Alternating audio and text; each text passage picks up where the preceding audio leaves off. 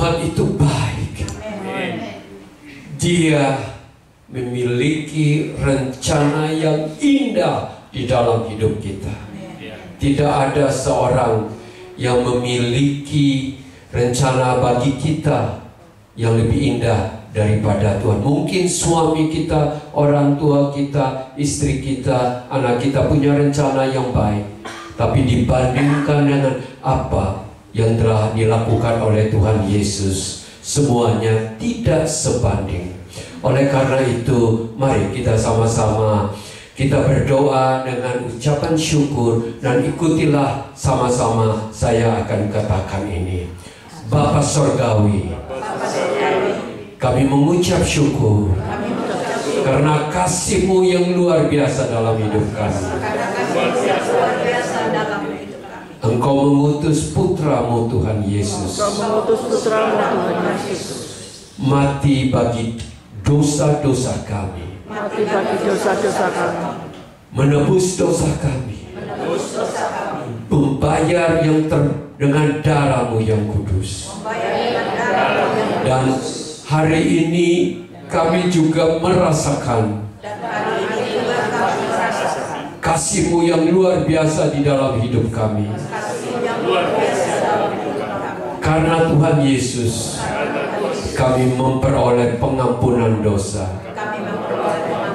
Tanpa Tuhan Yesus, kami tidak dapat menyelesaikan urusan dosa kami. Karena Tuhan Yesus, kami menjadi ciptaan yang baru. Kami mengucap syukur karena Engkau pun membangkitkan Tuhan Yesus pada hari yang ketiga, sehingga kami memperoleh pengharapan untuk hidup kekal, memiliki masa depan mulia yang menantikan kami. Terima kasih Tuhan Yesus. Inilah kami. Kami berserah hidup kami sepenuhnya kepada tangan Tuhan. Dan kami percaya kebaikan Tuhan sudah terus menanti dalam hidup kami sampai selama-lamanya. Dalam nama yang mulia, nama yang menyelamatkan, nama Tuhan Yesus, kami berdoa. Amin. Mari. Istri muda, Yohanes itu murid yang termuda, ya, sehingga lebih dahulu sampai dikubur. Ia menyungguh ke dalam dan melihat kain kapan terletak di tanah, akan tetapi ia tidak masuk ke dalam. Maka datanglah Simon Petrus juga menyusul dia dan masuk ke dalam kubur itu. Ia melihat kain kapan terletak di tanah, sedang kain pelu yang tadinya ada di kepala Yesus tidak terletak dekat kain kapan itu, tetapi agak di samping di tempat yang lain dan sudah tergulung. Maka masuklah juga murid yang lain yang lebih dahulu sampai di kubur itu, dan ia melihatnya dan percaya, sebab selama itu mereka belum mengerti isi kitab suci yang menyatakan bahwa ia harus bangkit dari antara orang mati. Lalu pulanglah kedua murid itu ke rumahnya. Memang kisah sejarah nyata, fakta kebangkitan Tuhan Yesus itu bukan saja dicatat oleh murid-muridnya, ya, yang saksi mata ini, yaitu murid-murid yang dekat, tetapi ahli-ahli sejarah yang hidup pada zaman itu, yang bukan orang percaya, dari orang Yahudi atau orang Romawi, mereka juga mencatat bahwa ada kebangkitan. Amin. Ada kebangkitan. Oleh karena itu, saudara-saudara, bahwa kalau ada yang masih ragu, ya, karena yang membuat keraguan itu adalah orang-orang ahli Taurat dan Farisi, di mana pada waktu Tuhan Yesus bangkit dan mereka pengawal-pengawal Romawi itu datang beritahu kepada mereka, mereka sogok uang supaya kasih tahu ke Pilatus bahwa ada orang curi jenazah Tuhan Yesus. Itu di abad pertama mulai cerita yang tipu muslihat itu sudah ada, sehingga membuat sampai sekarang banyak orang Yahudi itu menjadi tidak percaya karena cerita itu. Saudara-saudara, bukan itu saja, pada abad ke-7 juga muncul seseorang dari tanah Mekah, Arabia sana, yang menyatakan bahwa Yesus tidak mati, ya, digantikan oleh Simon orang Kirene yang pikul salib itu, bahwa Yesus tidak mati, tetapi mereka membuat seperti orang-orang yang menonton itu matanya tertutup sehingga mereka tidak lihat bahwa Yesus sebenarnya diangkat, yang mati itu orang lain, itu adalah cerita orang lain. Tapi kenyataannya murid-muridnya yang ada di Ecuador pada waktu itu berkata bahwa Yesus Kristus mati untuk dosa-dosa kita, tapi Ia bangkit juga untuk masa depan kekal kita. Amin. Kalau Dia tidak mati, saudara, ya, dosa kita akan tetap ada di dalam hidup kita. Kita akan menghadap Tuhan dengan dosa yang berlimpah-limpah banyaknya. Tetapi karena Dia, dosa kita diampuni, dihapus, dicuci bersih oleh darah-Nya yang kudus. Kita perlu bersyukur untuk itu. Oleh karena itu setiap hari terus katakan kata-kata yang penuh ucapan syukur kepada Tuhan. Karena kita tanpa kita sadari setiap hari berdosa kita. Siapa yang bilang saudara tidak berdosa? Saya akui, saya masih perlu benar-benar setiap hari datang ke Tuhan Yesus minta ampun. Karena saudara nggak sadar, pikiran kita itu kemana-mana, nggak ada yang tahu kan? Ya, tahu-tahu aja kita sudah benci orang, dan firman Tuhan kata benci itu dosa. Kita sudah marah orang, ya kan? Sudah, tanpa nggak sadar kita ngomong jelek tentang orang. Mungkin kita punya tujuannya kelihatannya bagus, tapi bisa berubah semua itu. Apalagi orang yang menyakiti kita, pasti kita akan cerita, tapi kebanyakan cerita jeleknya dia dan benarnya kita. Benar kan? Itu juga sudah berdosa di hadapan Tuhan. Oleh karena itu kita harus sadar bahwa kita ini ada hari ini karena Tuhan Yesus sudah bangkit. Amin. Sebagai orang percaya, kita harus hidup di dalam kuasa kebangkitan Tuhan Yesus Kristus. Ya, saudara. Nah, hari ini kita tadi sudah tahu ceritanya. Sudah berulang-ulang kali kita mendengar tentang Tuhan Yesus bangkit. Ya, saya tidak perlu harus banyak berulang-ulang, tetapi saya ingin hari ini membagikan apa artinya bagi kita. Ada dua hal yang hari ini kita bisa peroleh. Kita baca di Roma 8 ayat yang ke-10.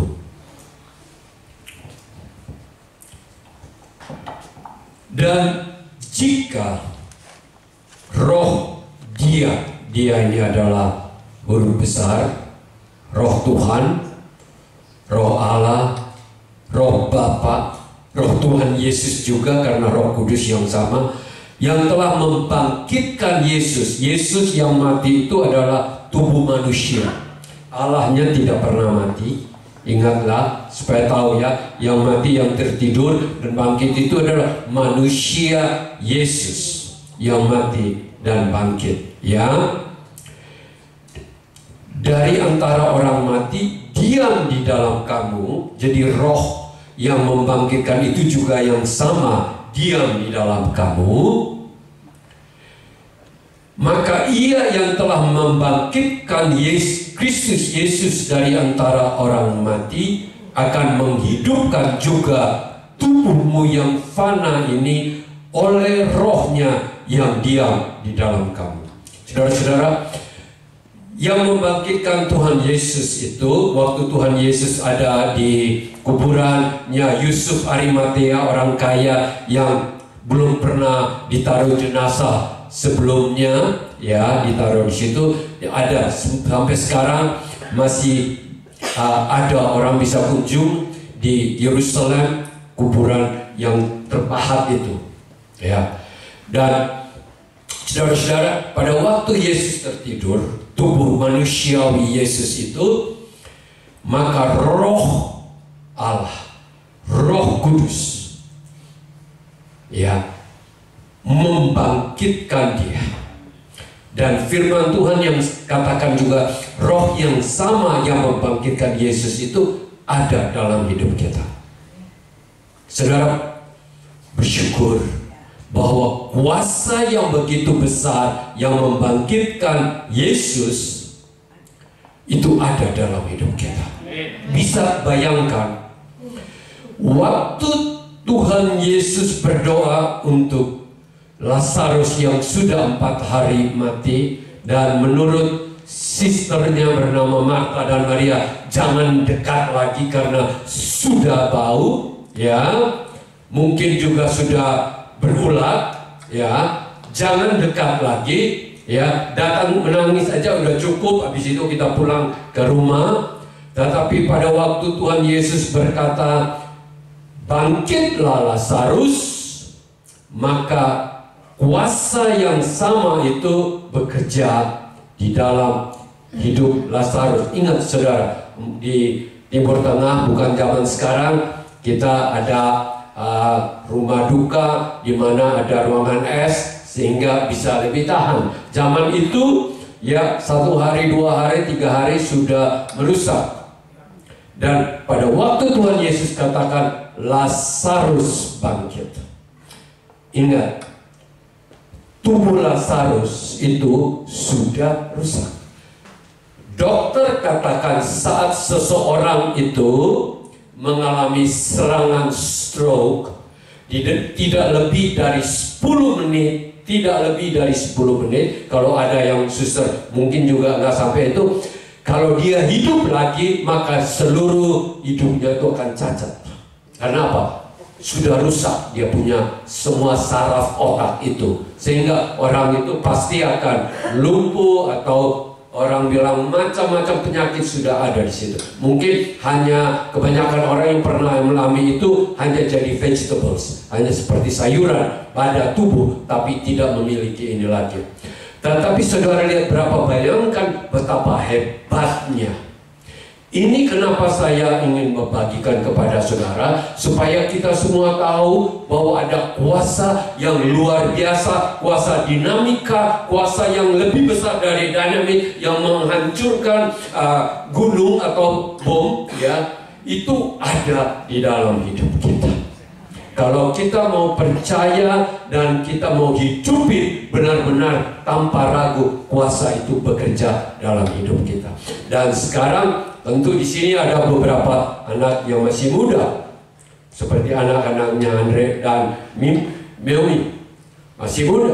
Tetapi saat kita semua di sini yang berumur 40 tahun ke atas, tanpa kita sadari, kita punya tubuh itu menuju yang namanya decay, merusak.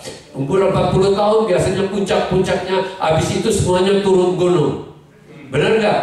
Kesehatan turun, gampang sakit. Ya, salah makan dikit sudah sakit. Waktu masih muda apa aja dimakan nggak sakit, masuk lumpur keluar lagi masih sehat-sehat, bukan? Tapi sekarang kan beda kan? Karena apa?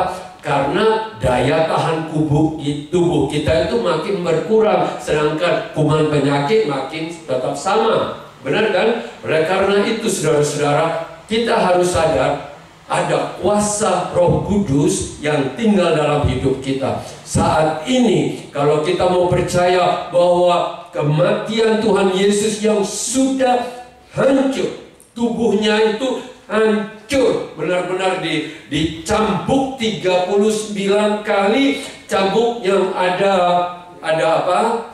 Ada ujung yang tajam, itu paku-paku itu, saudara bisa bayangkan, kita kena sedikit aja sudah langsung berteriak sakit, bukan? Nah, ini hancur di firman Tuhan. Dan bukan itu saja, ini juga mahkota darah, tangan lubang, ya, kaki lubang, lambung juga lubang. Tetapi dalam kuasa itu Yesus bangkit. Berarti semuanya harus sembuh dong, bukan? Amin. Dan kenapa Tuhan Yesus hanya tinggalkan lubang itu sampai sekarang? Kalau banyak orang yang pernah melihat atau diperlihatkan kenyataan Yesus dalam mimpi atau dalam penglihatan atau secara nyata, mereka selalu punya satu tanda bahwa Yesus itu lubangnya masih ada. Kenapa itu masih ada? Karena Tuhan ini menyatakan mungkin ada yang palsu-palsu. Ini yang genapi, yang benar mati untuk kamu ini. Yang mati sebagai anak domba yang kudus, yang mati itu ada selama-lamanya. Oleh karena itu saudara, hari ini aplikasikan kuasa Roh Kudus itu dalam hidup kita. Saya mau bagikan.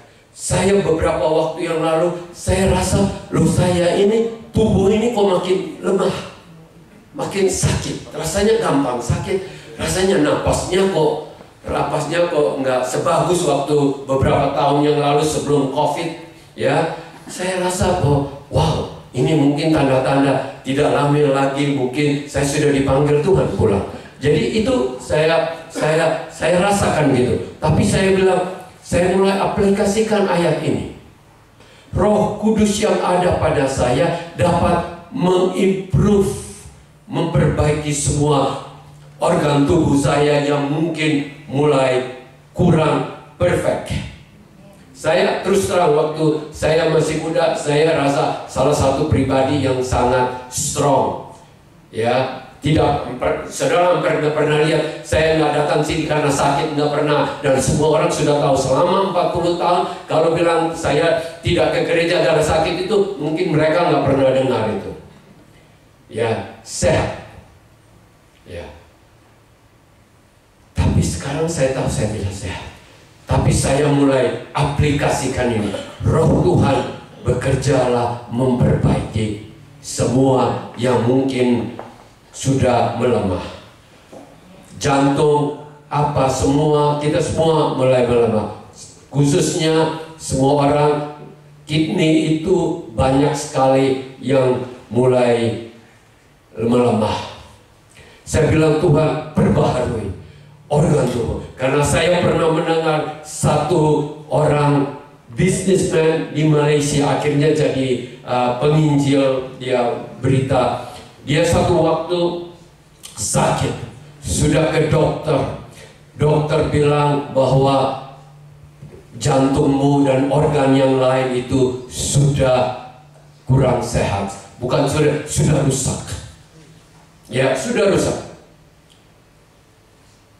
Dan dia berjalan-jalan sambil putus asa karena lagi tunggu untuk next appointment, mungkin mau dioperasi. Dia ada lihat satu kebaktian kayak kita sedang menyanyi. Dan pada waktu dia seorang businessman, jadi dia duduk di belakang, dia masuk apa nih? Dia bukan orang percaya. Dia belum dengar bahwa Yesus itu kuasa yang menyembuhkan, nama yang menyembuhkan, nama. Dia duduk aja. Tahu-tahu pendeta yang berkhotbah itu katakan bahwa di sini ada orang yang sakit, yang benar-benar butuh kesembuhan. Dan dia, namanya orang sudah sakit, pasti ke dukun aja mau, apalagi dia yang ini, benar kan? Dan pada waktu itu dia maju, dia didoakan. Dan beberapa hari kemudian waktu dia pergi ngetes, dokter di Malaysia cukup bagus ya. Kalau di Indonesia kita masih ragu, tapi kalau di Malaysia lebih bagus ya. Makanya banyak famili saya kalau sakit ke Penang atau ke Singapura katakanlah. Dan pada waktu itu dites, dokternya kaget. Kok kamu ini semua organ yang foto-foto sebelumnya itu sudah seperti damage, sekarang kok baru? Dia bilang, saya juga tidak tahu, ada orang doain saya pada waktu itu. Dan baru benar-benar. Dan dia akhirnya datang satu waktu dulu di gereja kita dan bersaksi bahwa Tuhan itu hidup. Saudara, amin kan? Coba mulai terapkan bahwa Roh Kudus yang menghidupkan tubuh Yesus yang sudah hancur, dicabut tentara Romawi, semuanya itu bisa dipulihkan sehingga dia bisa keluar pada waktu itu sebagai orang yang sehat. Bahkan firman Tuhan katakan ia bangkit dengan tubuh yang baru. tubuh surgawi yang baru. Dan kuasa yang sama, Rasul Paulus ini ingin tekankan bahwa roh yang sama yang ada pada, yang menyembuhkan pada, yang membangkitkan Kristus itu ada di dalam hidupnya. Ayo, kita bisa dengar firman Tuhan berulang-ulang kali, tetapi kita ragu-ragu atau tidak percaya atau tidak aplikasikan dalam hidup kita, kuasa itu tidak bekerja di dalam hidup kita. Mulai sekarang, ini bukan saya yang katakan, bahwa firman Tuhan yang katakan. Banyak sekali firman Tuhan itu yang kita belum tahu. Saya beberapa kali bawa tamu, ya, kemarin khusus ada keponakan datang dengan anaknya, kami bawa ke Balmoral Beach yang ada dekat Mosman. Dia bilang, saya sering ke sini tapi belum pernah lihat tempat sebagus ini. Saya bilang, masih banyak yang sebelum kamu lihat. Benar nggak? Berapa banyak tempat yang bagus di kota Sydney ini belum kita lihat. Berapa banyak firman Tuhan yang mulia yang kita bisa aplikasikan dalam hidup kita. Tetapi karena ketidaktahuan kita dan keraguan kita atau ketidakpercayaan kita menahan semua kebaikan Tuhan yang sudah disediakan, alat-alat kesembuhan, alat kuasa, alat kemenangan atas iblis, atas kemenangan segala kekhawatiran. Kalau hidup tidak damai sejahtera, itu karena kita tidak aplikasikan kuasa yang tenang itu di dalam hidup kita. Saudara, Tuhan Yesus itu berkata, sukacitalah engkau. Aku berikan, tinggalkan sukacitaku. Aku tinggalkan damai sejahteramu. Tapi kita dengar, tapi tidak pernah berdoa, Tuhan, tolong aku, karena aku ini sudah kehilangan sukacita dalam hidup. Kita sering lupa itu. Oleh karena itu, hari ini, arti dari kebangkitan Kristus itu jangan hanya berita sejarah atau berita doktrin, ya, atau hanya merupakan bahan untuk bertengkar di sana atau untuk berdebat di sana. Tetapi setiap kita aplikasikan di dalam hidup kita. Kadang-kadang kita ini, saya suka lucu. Saya sibuk, Ibu Ruth, dia bilang, aduh ini minggu ada 100 juta loh, lotre, dia bilang gitu. Ya, dia bilang gitu. Terus saya bilang, pernah nggak engkau pasang? Enggak mau. Gimana lu bisa benar kalau tidak pernah pasang, main kan? Nah, gitu. Maksudnya gitu. Menurut saya, takut Tuhan. Tapi gimana? Tapi dia bilang 100 juta. Bahkan dia bilang, kalau 100 juta gitu saya dapat, saya bangun gereja untuk kamu, dia bilang begitu. Tapi saya bilang, pasang enggak. Benar enggak? Nah itulah berapa banyak di dalam hidup kita. Kita ingin melihat mujizat dalam hidup kita, tetapi kita meragukan atau tidak bertindak di dalam hidup kita. Kita tidak berjalan, kita tidak hidupin dalam hidup kita. Oke, sekarang kita semua mau melakukan dalam hidup kita. Amin. Lagi capek, lagi badan nggak enak, Tuhan, kuasa yang ada di dalam hidupku ini adalah kuasa yang sama yang membangkitkan Lazarus. Amin. Dan juga membangkitkan tubuh Yesus yang telah ini. Itu aplikasikan terus dalam hidup. Dan itu harus dimulai dengan perkataan kita. Kita manusia kan selalu belum apa-apa, kan mulai dengan perkataan ragu-ragu itu lebih banyak dari hidup kita. Ada apa-apa langsung orang ngomong, belum apa-apa sudah tanda tanya ragu-ragu. Benar apa enggak ini? Gitu. Benar apa enggak ini? Atau hanya ini pengkhotbah aja yang ngomong dalam hidupku. Memang pengkhotbah bisa nambah-nambah, bisa kurang-kurang. Tapi baca sendiri firman Tuhan itu, bahwa Tuhan itu yang telah Roh Kudus itu yang telah membangkitkan Yesus. Oke, yang kedua, ya hari ini kita akan baca di 1 Korintus 15 ayat 20.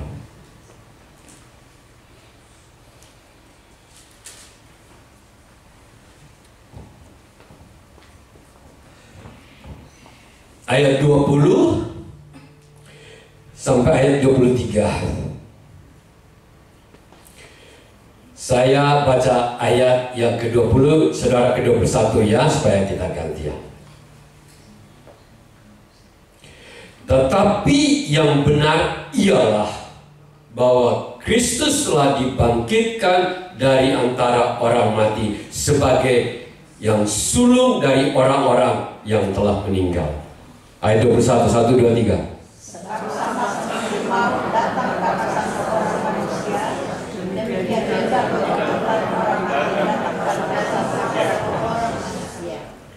Karena sama seperti semua orang mati dalam persekutuan dengan Adam, demikian pula semua orang akan dihidup kembali dalam persekutuan dengan Kristus. Ayat 23.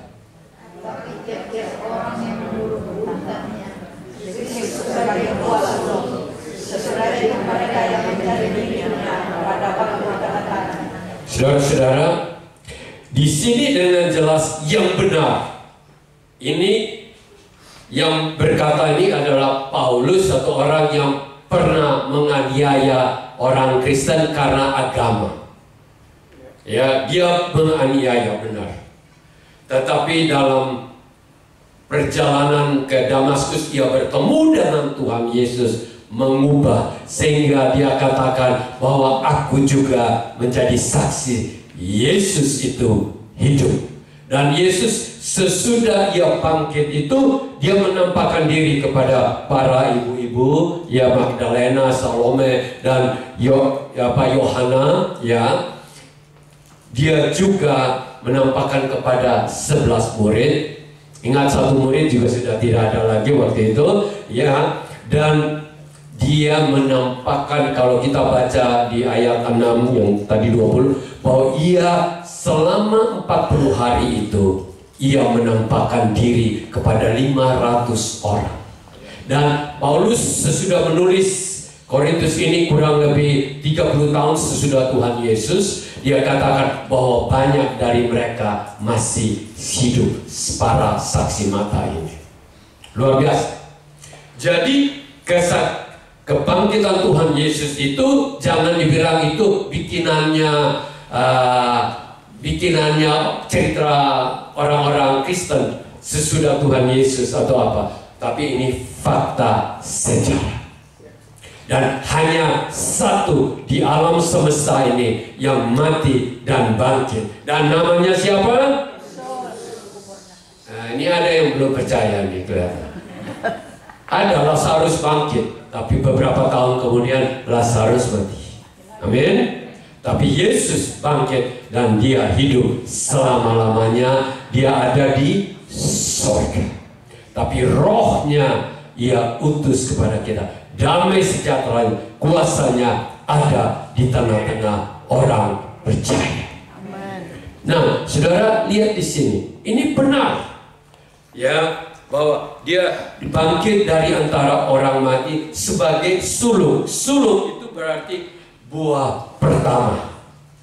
Buah sulung itu seperti anak sulung, anak pertama. Jadi Tuhan Yesus Kristus itu adalah pribadi yang sulung, yang menjadi bukan saja teladan dalam hidup, teladan dalam karakter, teladan dalam iman, teladan dalam kepercayaan kepada Bapa di surga, teladan dalam hubungannya dengan Bapa, teladan dalam berdoa, di dalam pelayanan, di dalam kasih, semua teladan. Tapi ada satu di sini, dia juga menjadi teladan, atau bukan teladan, dia menjadi yang pertama yang bangkit dari antara orang mati. Dan firman Tuhan ini katakan bahwa kalau kita yang ada di dalam dia, kita yang percaya dan belum menjadi miliknya, firman Tuhan ini yang kedua untuk kita ingat, bahwa kita pun akan mengalami kebangkitan hidup. Amin, saudara-saudara. Bingung, kok bisa ya? Sudah habis mati kok bisa hidup, bisa bangkit ya? Saudara tahu, saudara ada di sekarang ini yang mukanya beda-beda, mulai dari satu manusia Adam. Genetiknya Adam itu ada di dalam semua manusia yang ada di dalam dunia ini. Genetik dari satu. Ingat loh, satu Adam. Ini sudah kita tidak tahu berapa banyak generasi, tapi kita ada di sini kelihatannya beda-beda, tapi semuanya genetik yang namanya manusia itu dari Adam. Saudara bisa bayangkan, mungkinkah itu? Kalau secara manusia tidak bisa. Tetapi bagi Tuhan, waktu Tuhan ciptakan, Ia memberikan DNA manusia itu. Ingat, DNA binatang beda, ya, tapi DNA yang namanya manusia itu sama semua. Siapa bilang bahwa kita ini beda dengan orang Afrika? Mungkin rambutnya beda, oke, kulit warnanya beda, tetapi dia punya darah warnanya sama. Ada darah O, darah B, darah semua sama. Amin. Kalau lihat saudara, dia punya hidung kan? Punya. Dia punya gigi, malah lebih bagus dari kita punya. Saudara-saudara, benar nggak? Luar biasa itu. Dan itu semua satu. Kenapa Tuhan ciptakan beda-beda? Itulah Tuhan hebatnya. Kalau semua sama, bosan kita. Benar nggak? Model bajunya semua sama gitu. Beda, baru bagus bukan? Nah, muka juga beda-beda, kulit juga. Karena Tuhan itu punya kemampuan yang luar biasa. Tidak ada satu orang manusia di muka bumi ini, meskipun ada triliunan manusia pun, tidak akan ada satu yang sama dengan yang lain. Setiap kita ini unik. Mungkin mirip-mirip, kakak beradik, kembar, ada mirip-mirip, tapi kita masing-masing unik. Luar biasa Tuhan itu. Karena pada waktu dia desain AI, bukan AI zaman sekarang namanya artificial intelligence, tapi dia punya desain itu genuine intellectual design. Pada waktu dia kasihkan DNA kepada manusia itu, semuanya akan turun-temurun, semuanya luar biasa. Bicara soal bakat aja di dalam kita, kok bisa beda-beda ya? Bisa kan? Ada yang bisa musik, saya tidak bisa sama sekali. Saya baru mau nyanyi sedikit, anak saya bilang, "Dad, you nyanyi bagus, tapi nggak nyanyi lebih bagus. Karena you nyanyinya bikin orang semua jadi Scooby-Doo semua." Dia bilang gitu. Nggak apa-apa, tapi saya punya panggilan beda. Saya kalau nyetir mobil, biar beribu-ribu kilometer, jago aja, happy-happy aja. Tiap orang punya beda-beda kan. Nah, oleh karena itu saudara-saudara, nah di sini katakan, karena Adam manusia mati. Di sana kita baca, karena Adam dosa itu menguasai manusia. Karena Adam itulah hancurnya dunia seperti sekarang ini. Perang tidak berhenti, bermusuhan, itu semua karena benih Adam itu.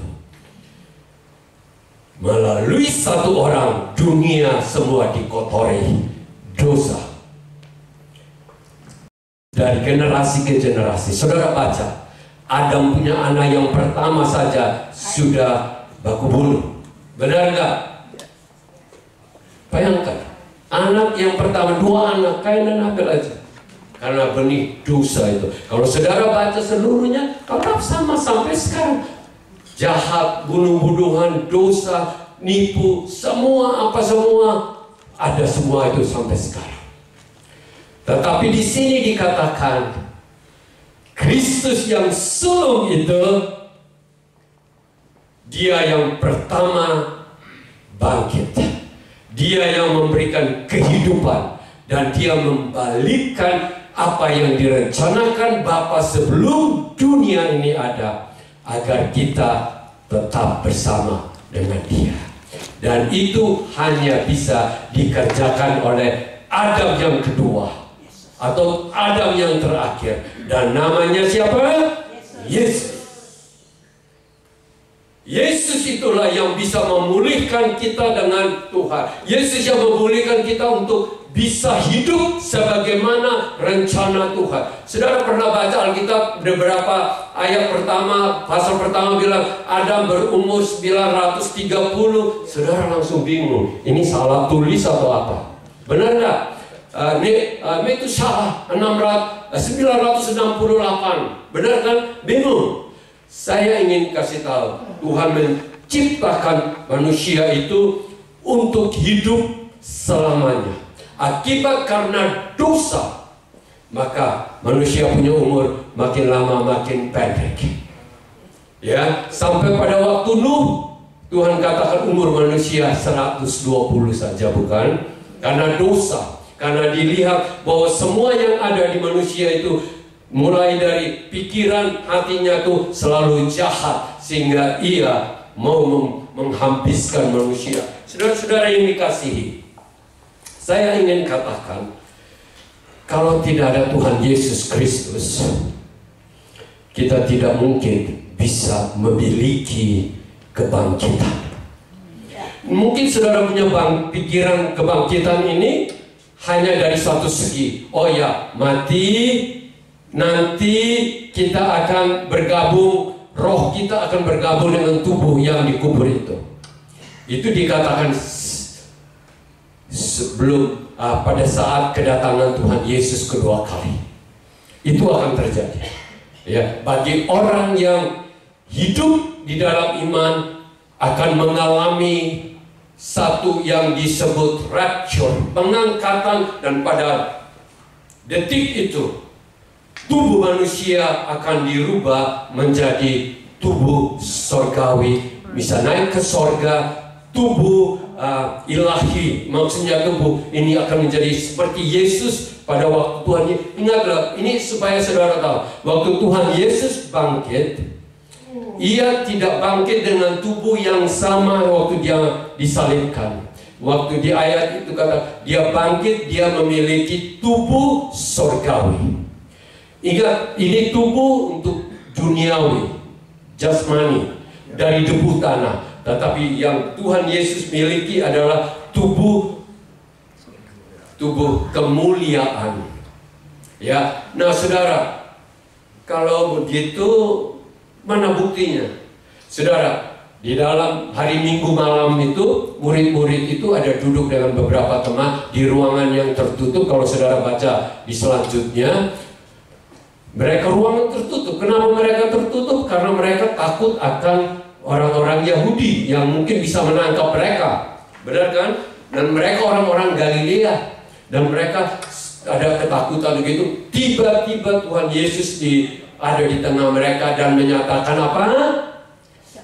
Shalom, damai sejahtera. Saudara-saudara, dan itu bukan kejadian hanya sekali. Pada waktu itu Thomas tidak ada di situ, mungkin ada pergi beli pizza. Waktu mungkin kan waktu itu belum ada Uber, jadi dia mesti pergi beli dulu. Tapi waktu diceritain, Thomas, tadi Yesus ada di sini, ya. Malah si ini Maria Salome ada goreng ikan kasih dia makan, kalau saudara baca di Lukas. Dan Thomas bilang begini, mana mungkin itu kalau saya tidak masuk jariku di dalam lubangnya dan tusuk lambungnya, saya tidak percaya.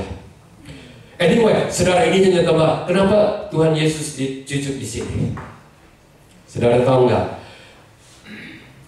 Untuk orang Romawi yang mengsalibkan itu, peraturannya orang Romawi itu, keputusannya hukuman matinya orang Romawi gantung, ya. Tetapi supaya jangan ini, mereka taruh di bawah kaki itu, di bawah situ, di sini, kasih ini baru dipaku dua-dua di situ, ya. Nah, sakitnya luar biasa, saudara. Nah, kalau orang itu digantung dan dia tidak mati, dia akan terus nahan dengan kakinya supaya dia punya napas bisa bertahan, dia nggak putus napas. Nah, kalau dia sudah mati, waktu ditusuk, yang keluar itu bukan darah, tapi darah dan air. Dan di rumah sakit juga sudah tahu, kalau orang sudah keluar darah dan air, tandanya dia sudah mati. Dan mereka takut kalau orang bisa bertahan gitu, nanti liwat malam dia bisa, saudaranya datang karena dia nggak mati kan, lepasin dia. Jadi tekan gitu. Jadi caranya mereka itu kakinya itu dipatahkan, dipukul sama palu atau apa sampai patah, supaya dia tidak punya kemampuan untuk nahan di situ. Ya, karena tidak punya kemampuan, dia akan napasnya akan habiskan. Nah, itu cara jahatnya manusia. Jangan sekali-kali kita berlaku jahat kepada siapapun. Saudara-saudara, saya hanya katakan bahwa hari ini kita semua akan hidup masih untuk Adam yang lama. Karena Adam yang lama, Adam yang pertama, kita semua akan mati dan habis. Ya, mati bukan saja habis, dikubur pasti dikubur, tapi roh kita akan ada dalam neraka. Tuhan Yesus katakan itu, bukan saya yang katakan. Berulang-ulang dia katakan ada hukuman, ada keadilan Tuhan, dan ada kertak gigi, ada belerang yang tidak henti-hentinya akan ini. Ya, tetapi barang siapa yang hidup menerima yang pernah mati dan bangkit naik ke sorga, yang mengalahkan maut itu, kita pun yang mengikutinya, yang ada di dalamnya, kita memperoleh apa? Kehidupan. Dan saudara, untuk saudara dan saya, ini berlaku untuk semua orang, bukan hanya berlaku untuk orang tertentu saja, untuk kita semua. Kalau saat kita menerima Adam yang terakhir, yaitu Yesus, kita akan memperoleh kehidupan. Bukan saja nanti Tuhan Yesus datang, tapi pada waktu kita menghembuskan napas yang terakhir. Ingat, waktu kita menghembuskan napas terakhir, kebangkitan itu, roh kita itu sudah bangkit. Kita sudah hidup lagi. Meskipun tubuh mati, tapi roh akan hidup selama-lamanya. Saudara pikir kebangkitan ini nanti Tuhan Yesus, jadi sekarang kita hanya tunggu di kuburan? Tidak. Di Alkitab kalau kita baca perumpamaannya, Tuhan Yesus berkata bahwa orang kaya dan Lazarus itu tidak tunggu dia mati, maka dia langsung diterima oleh malaikat, dibawa oleh malaikat, ataukah dilempar seperti orang kaya yang dilempar, yang kehausan itu di neraka. Saudara-saudara, tidak ada satu detik dalam hati saya untuk saudara di sini yang tidak menerima anugerah Tuhan Yesus Kristus. Saya rindu supaya kita semua, saya tidak tahu kapan kita akan dipanggil Tuhan, tapi pada waktu kita dipanggil Tuhan, kita akan hidup selama-lamanya. Tubuh pasti akan dikubur, tapi kita akan hidup selamanya. Bisa mengerti ini kira-kira? Atau saya mau ulangi lagi? Yang mati di dalam Adam akan mati kekal selamanya. Mati kekal itu berarti terpisah dari Tuhan. Mati kekal itu berarti tidak ada tempat bersama Tuhan Yesus Kristus, karena Dia adalah kehidupan. Dan kalau kita sudah hidup di dalam Yesus Kristus, maka tubuh jasmani kita seperti Kristus mati, tapi akan bangkit lagi. Saudara percaya itu? Mau hidupin ini semua? Amin. Nah, tentu saudara tidak bisa lakukan itu karena saudara datang di gereja. Saya kasih tahu. Oh, saya sudah sungguh-sungguh datang ke gereja. Banyak orang datang ke gereja hanya cari pacar. Ada orang melayani cari uang. Saya kasih tahu. Serius ini. Jangan sampai kita hanya datang pura-pura seperti, saya bukan bilang saudara, seperti orang-orang Farisi itu. Pada waktu berdoa, Tuhan bilang doamu tidak terjawab. Tapi orang yang pemungut cukai itu doanya terjawab. Kenapa? Karena orang Farisi itu bilang begini, kalau saudara baca di Lukas, katakan bahwa oh, aku ini sudah berpuasa 2 kali seminggu, aku ini sudah membayar perpuluhan, dari ini semua aku bayar, aku sudah melakukan ini semua. Tapi Tuhan bilang dia tidak memperoleh apapun. Kenapa? karena kesombongan yang ada di dalam dia. Kesombongan rohani is the biggest problem yang menahan berkat anugerah Tuhan di dalam hidup kita. Ingat, di mana-mana akan ada orang Farisi, ada orang-orang yang kelihatannya beragama, tapi semuanya untuk nampak-nampak agama. Dipuji orang, tapi belum tentu hatinya benar. Mendingan pemungut cukai itu, Tuhan katakan bahwa dia memukul dada dan menyesal dengan sebuah perbuatan, dan dia mau bertobat, mau hidup baru. Saya tidak ingin satupun dari kita yang dari surga Tuhan bilang, ya ini mau Farisi ini. Jangan, saya harap semua kita adalah pribadi yang rendah hati, katakan, Tuhan, saya butuh Engkau. Saya butuh Engkau.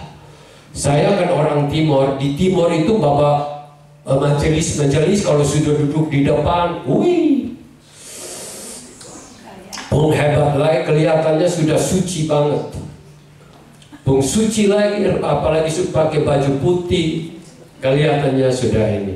Tapi pulang tidak lama kemudian kelihatan jahatnya di rumah.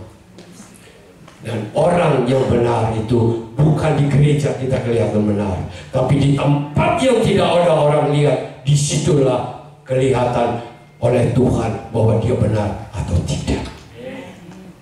Saya ingin katakan, kalau ada hari ini, siapa yang selama ini hanya sembunyi-sembunyi di balik datang beribadah, datang ke gereja, datang cari Tuhan, tapi tidak bertobat, saya katakan hati-hati. Amin, saudara-saudara. Hati-hati. Sebaiknya hari ini bila mendengar, katakan, Tuhan Yesus, Engkau sudah mati bagiku, Engkau mengasihi aku mau meninggalkan semua dosa, bertobat, dan mau hidup baru di hadapan Tuhan. Banyak orang datang ke gereja bertahun-tahun tapi tidak mengalami kehidupan baru. Saya ingin katakan, banyak orang bilang, Om Sam, saya datang di sini, tapi besok sudah pergi lagi Star City lagi. Saya bilang jangan pergi. Nggak bisa di kesepian ini Pak Sam. Kamu kan bukan orang tua, saya orang tua. Jadi tiba-tiba sudah ada lagi di sana. Ya, jangan. Berarti kita tidak bertobat itu. Ingat, Star City juga ada bangkrut itu. Untung aja ini ya. Anyway, hari ini kita akan selesaikan dengan doa yang benar-benar. Kita katakan, Tuhan, saya mau menerima arti dari kematian Tuhan Yesus dalam hidupku. Aku mau hidup baru. Aku mau bertobat. Aku mau lakukan apa yang Kristus inginkan. Dan aku benar-benar mau setia melakukan dalam hidup ini. Ingat, jangan hari terakhir baru sadar, tapi dari sekarang kita harus. Saya tidak tahu apa yang saudara lakukan. Saya tidak punya kemampuan untuk mengetahui itu semua. Ya, tapi kita harus benar-benar hari ini. Jangan ada lagi perkataan tipu yang keluar dari kata-kata kita. Bohong, tambah sana, tambah sini. Kita harus rubah semua di dalam hidup kita. Karena setiap kata yang keluar, firman Tuhan katakan bahwa Tuhan tahu, dan suatu waktu kita akan memperoleh penghakiman karena kata-kata kita itu sendiri. Saudara-saudara yang dikasihi, mari hari ini kita nyanyi satu lagu sambil ini ya, yang tadi apa? Indah rencana. Tuhan punya kerinduan, rencana yang indah di dalam hidup kita semua. Tuhan punya rencana bukan kematian, tapi kehidupan kekal selama-lamanya.